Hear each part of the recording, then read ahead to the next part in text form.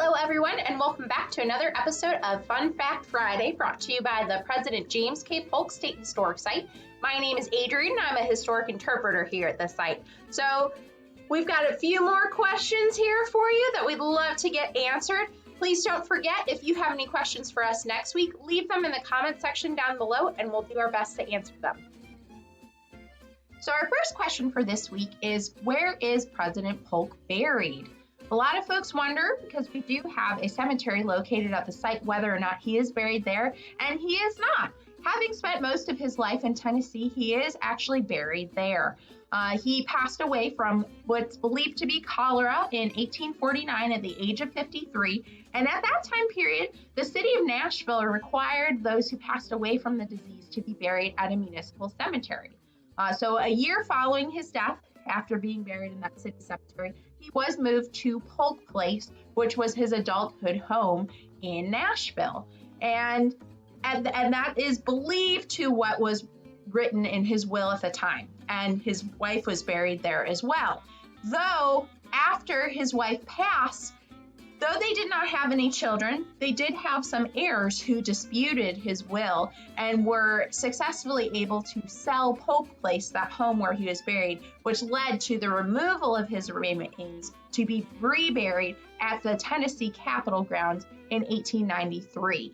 So that is where he is currently buried. However, there are some current efforts within Tennessee to move his burial once more to Columbia, Tennessee, which is just a way south of Nashville, where the President James K. Polk Home and Museum is located. And this is a property that was owned by his parents and where he lived as a young man from 1818 to 1824.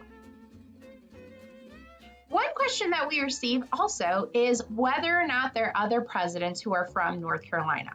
Obviously, we recognize President Polk, who was born in the state in 1795, and we are part of his birthplace at the State Historic Site. But there are two other presidents who were born in North Carolina, one being Andrew Johnson, the 17th president of the United States, who served from 1865 to 1869. He was actually born up in Raleigh, and the log cabin where he lived as a child is currently part of the Mordecai Historic Park, which is run by the city of Raleigh.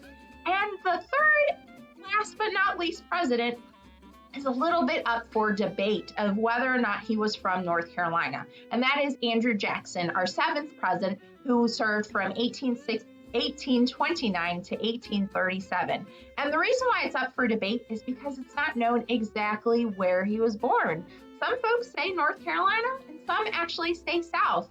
And as an adult, he actually identified as a South Carolinian. However, his family actually owned property in North Carolina, but some believe that his mother actually would have gone to a relative's house in South Carolina to give birth to him.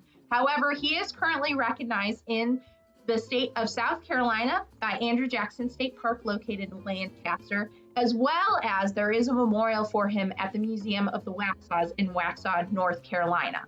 And all three presidents are actually recognized by a monument located on the North Carolina State Capitol grounds in Raleigh, and it is a monument titled Presidents North Carolina Gave the Nation.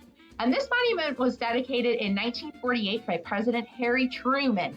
And some folks kind of wonder about this monument and North Carolina's recognition of these presidents, because they all actually were elected and spent their political careers in Tennessee. However, it is still important to recognize their birthplace being in North Carolina. Thank you again for joining us here for another Fun Fact Friday. Feel free to leave your questions down below for next week, and we look forward to seeing you then. Thanks so much. Bye-bye.